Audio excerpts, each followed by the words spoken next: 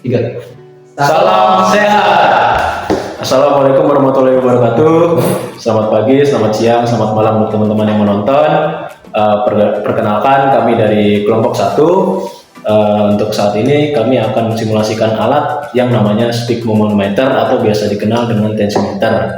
Sebelumnya izin memperkenalkan diri dari yang sebelah sini. Nama saya Muhammad Sikram Pratama. Saya Ivan Pradipna Putra. Saya Muhammad Sidang Fari. Dan saya Muhammad Jafar Hanifan dan rekan kami yang sebagai editor dan kameramen. Sekian perkenalan dari anggota kami dan juga alat simulasi kami. Untuk selanjutnya kami akan menjelaskan detail tentang hasil pembuatan alat kami. Silahkan disimak. Baik, di sini saya akan melanjutkan mengenai komponen apa saja yang diperlukan pada unit sphygmomanometer atau kita kenal dengan tensimeter. Pada awal definisi tadi sudah disebutkan oleh rekan saya bahwa sphygmomanometer terdapat 3 macam, yaitu pertama ada sphygmomanometer air raksa yang menggunakan air raksa. Di sini peran dari air raksa ini adalah untuk mengindikasikan tekanan sistolik dan diastolik dari pasien. Kemudian kalau untuk mengetahui berapa denyut jantung per menit pada pasien itu, biasanya dokter akan melakukan diagnosa secara manual menggunakan stetoskop yang dilakukan dengan mengambil biasanya 5-10 detik pertama saja, kemudian akan dikalikan dengan satuan menit ya. Jadi dikalikan dengan 6. Kemudian tadi ada sphygmomanometer air raksa, di mana komponen diperlukan umumnya sama, ada selang, ada bulb, ada manset, bladder atau cuff yang digunakan pada lengan pasien. Dan pada bagian bulb juga terdapat valve atau katup untuk membuang udaranya.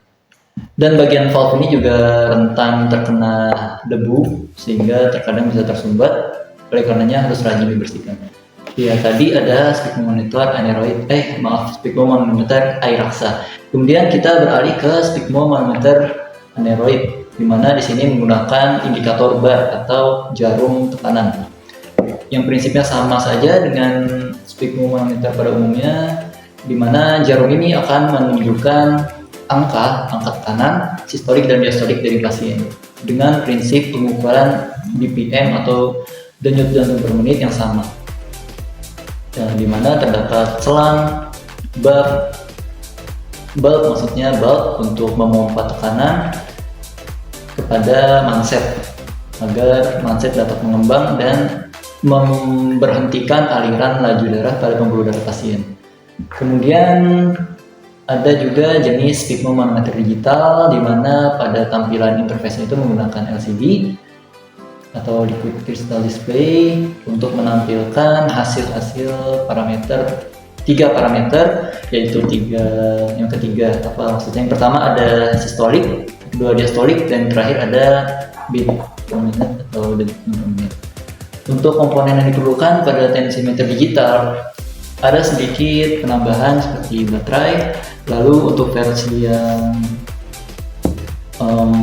itu untuk jenis yang portable ya. Kalau untuk yang jenis di samping patient monitor itu biasanya dia harus terhubung ke daya PLN.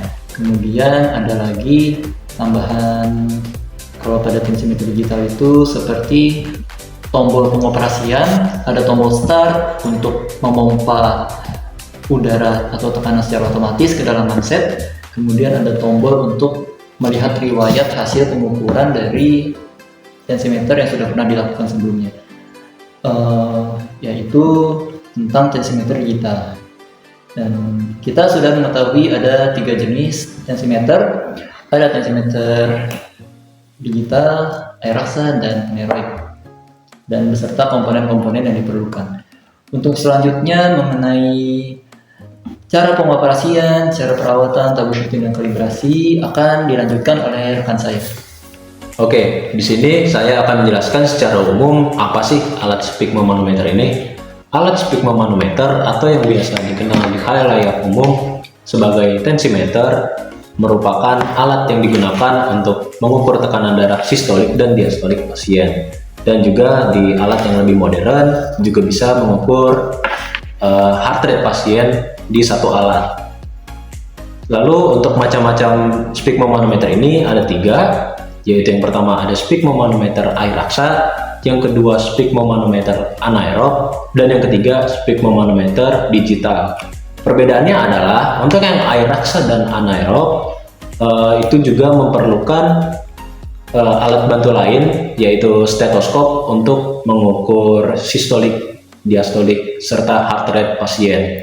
Namun untuk yang sphygmomanometer digital bisa digunakan tanpa menggunakan stetoskop, jadi langsung ditampilkan di display alat tersebut. Lalu untuk siapa sih yang memakai alat ini?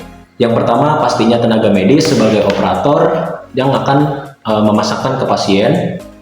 Lalu yang kedua pastinya pasien. Alat ini bisa digunakan baik orang dewasa, anak-anak maupun bayi. Lalu yang pastinya tenaga elektromedis untuk kalibrasi dan juga preventive maintenance.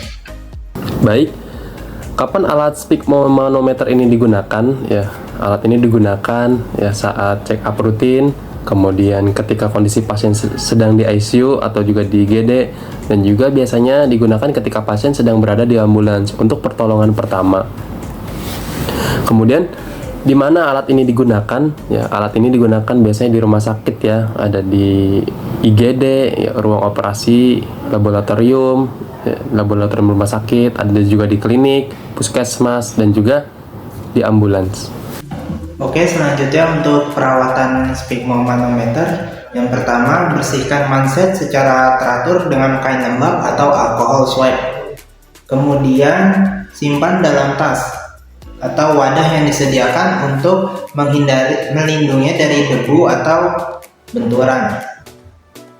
Lalu, hindari suhu ekstrim, jangan menyimpan alat di tempat yang terlalu panas atau dingin.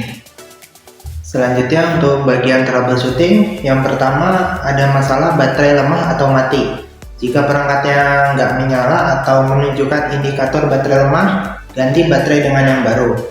Nah, caranya itu buka bagian baterainya, ganti baterai yang lama dengan yang baru. Terus juga yang kedua, penempatan manset yang salah. Manset yang nggak dipasang dengan benar dapat menghasilkan hasil pembacaan yang tidak akurat. Pastikan manset terpasang erat. Terus juga pastikan manset diposisikan dengan benar di lengan atas mengikuti petunjuk produsen dan tidak terlalu longgar atau terlalu ketat. Terus yang ketiga itu ada masalah kebocoran. Kebocoran udara dari manset atau tabung dapat mencegah pengisian yang tepat dan pembacaan yang akurat. Lalu untuk cara ininya, periksa adanya kerusakan yang terlihat pada manset, tabung, atau konektor. Yang keempat, pembacaan yang tidak menentu atau nggak konsisten. Itu caranya, pastikan teknik pengukuran yang tepat. Terus juga pilih ukuran manset yang tepat, dan jika masalah berlanjut, konsultasikan dengan teknisi. Baik, saya akan melanjutkan di bagian kalibrasi. Terus yang pertama tuh persiapan alat yang ingin dikalibrasi, yaitu sphygmomanometer ini. Terus kemudian periksa fisik untuk memastikan apakah alat ini mengalami kerusakan atau tidak. Kemudian menentukan titik kalibrasi. Tentukan titik kalibrasi yaitu di antara 0, 60, 80, 100, 120 dan di atasnya. Terus kemudian pengukuran. Berikan tekanan pada sphygmomanometer ini sesuai dengan titik kalibrasi yang disebutkan tadi. Kemudian catat nilai yang dikeluarkan oleh alat ini. Terus kemudian bandingkan hasil pengukuran dan hitung selisihnya. Pastikan masih dalam batas toleran ya, yaitu sekitar kurang lebih 3 mmHg. Terus kemudian yang terakhir, catat hasil kalibrasi dan catat hasilnya sebagai referensi di masa mendatang. Pertama, sambungkan daya sampai terlihat tulisan tekan tombol HR. Kemudian dokter akan menekan tombol HR ini seiring dengan denyut jantung yang terdengar oleh stetoskop.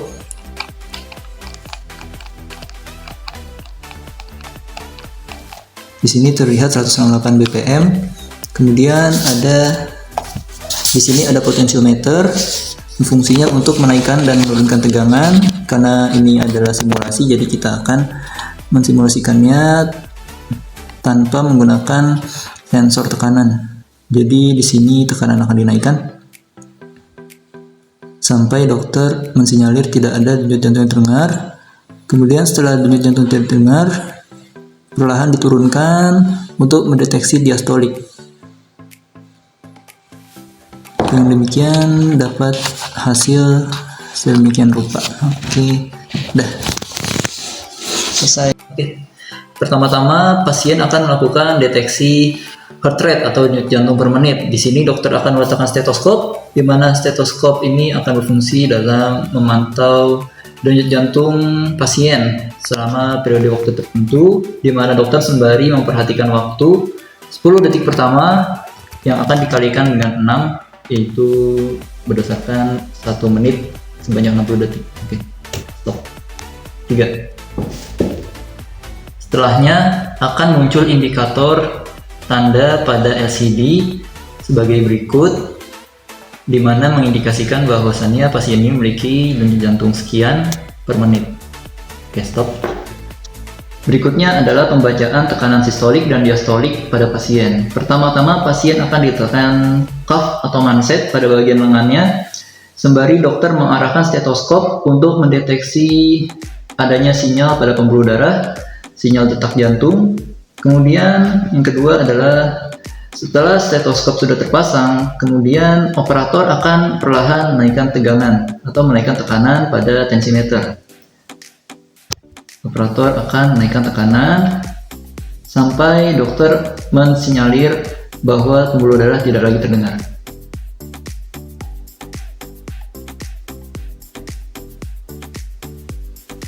Pembuluh darah sudah tidak terdengar.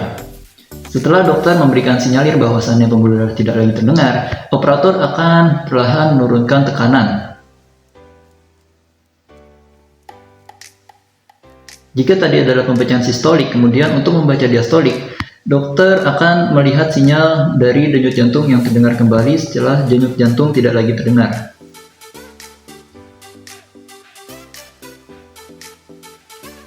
Denyut sudah kembali terdengar.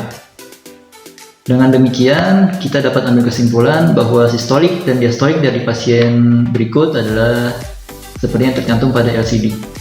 Kemudian kita bisa menekan tombol reset untuk kembali ke mode awal. Oke, jadi itu tadi penjelasan dari kelompok kami mengenai alat sphygmomanometer atau yang kita kenal juga sebagai alat tensimeter. Yang singkatnya, alat ini tuh digunakan untuk mendeteksi kondisi kesehatan dari jantung pasien melalui deteksi dini pada kinerja pembuluh darah. Yang dimana parameter yang diukur itu ada 3, sistolik, diastolik, dan detak jantung per menit. Oke, itu tadi adalah sedikit demonstrasi dari kami dan juga pemaparan singkat yang mudah-mudahan dapat diambil ilmu dan dapat dimengerti. Mungkin sekian dari kelompok kami, kurang lebihnya mohon dimaafkan. Terima kasih dan salam sehat.